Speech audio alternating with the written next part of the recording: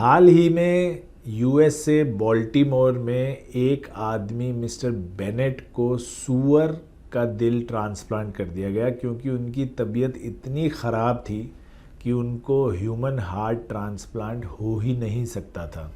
तो डॉक्टर्स ने as a last resort उनके अंदर एक सूअर का दिल लगाया और अभी तक वो चल रहा है और मरीज़ भी ठीक ठाक चल रहा है।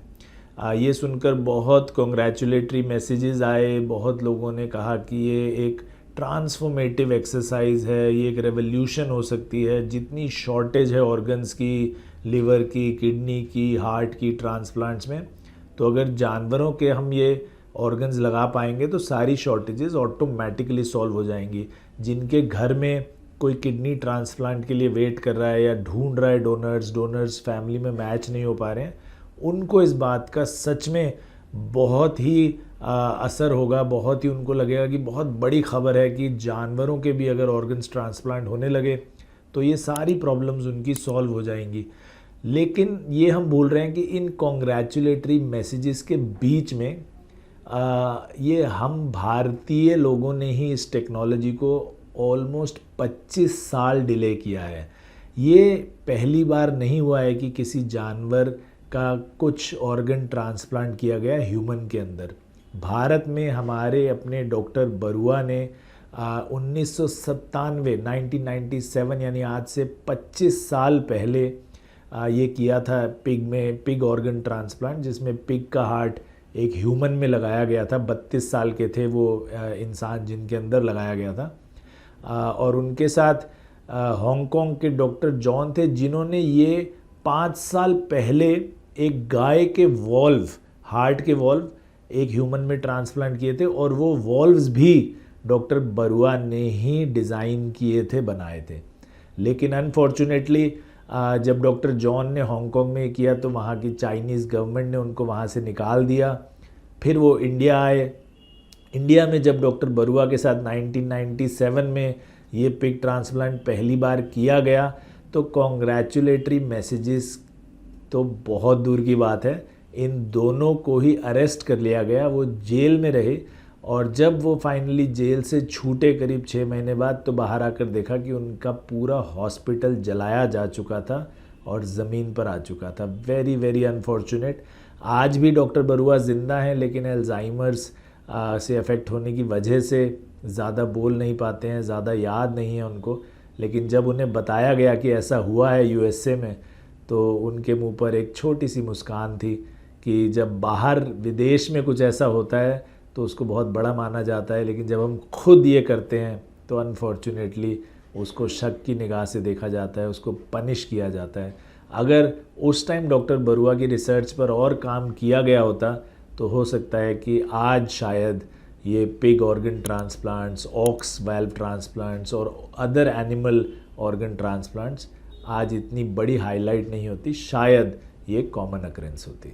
तो जिनके घर में लोग ऑर्गन ट्रांसप्लांट की वेट कर रहे हैं, किडनी ट्रांसप्लांट की वेट कर रहे हैं, उनके लिए ये खबर सच में बहुत बड़ी खबर होगी। क्योंकि हम सब जानते हैं कि भारत में स्पेशली ऑर्गन ट्रांसप्लांट एक बहुत ही कॉम्प्लिकेटेड मैटर है, बहुत ही ग्रे एरिया से भरा हुआ है। आप अपने क्लोज रिलेटिव्स के अलावा किसी से ऑर्गन नहीं ले सकते, चाहे वो देना चाहे तो भी आप नहीं ले सकते, क्योंकि इसमें एक शंका रहती है कि शायद आप ख़रीद रहे हैं उससे। तो सबसे पहले तो क्लोज़ फैमिली मेम्बर होना चाहिए, उसके बाद उसका ब्लड ग्रुप आपसे मैच होना चाहिए, बेसिक जो टेस्ट है।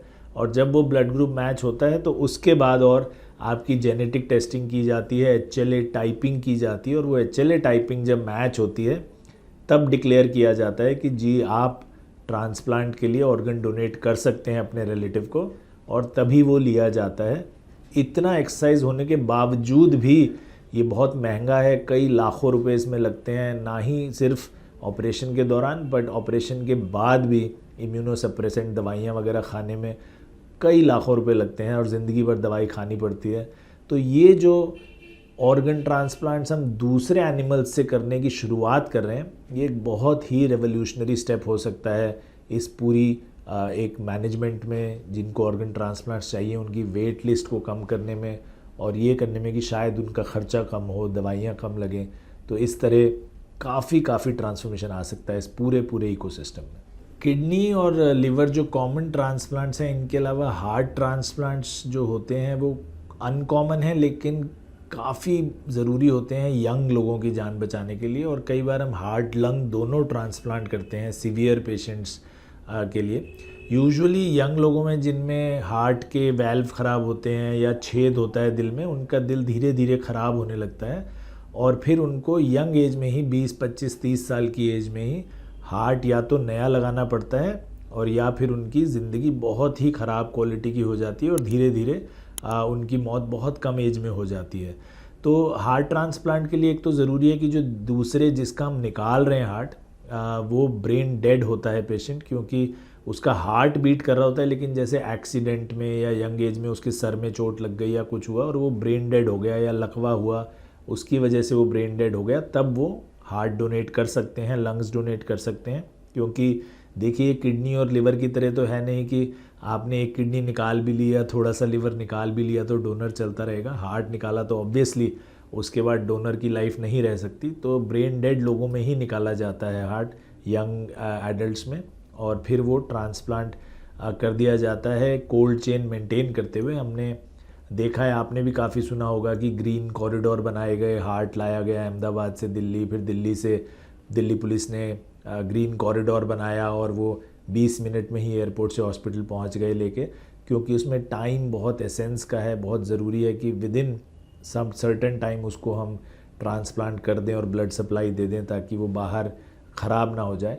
तो इस तरह हार्ट ट्रांसप्लांट्स के लिए बहुत ही कोऑर्डिनेटेड एफर्ट किया जाता है पूरी दुनिया से, और देश भर में हार्ट इधर से उधर, ऑर्गन्स इधर से उधर होते हैं जिनको ज़रूरत होती है।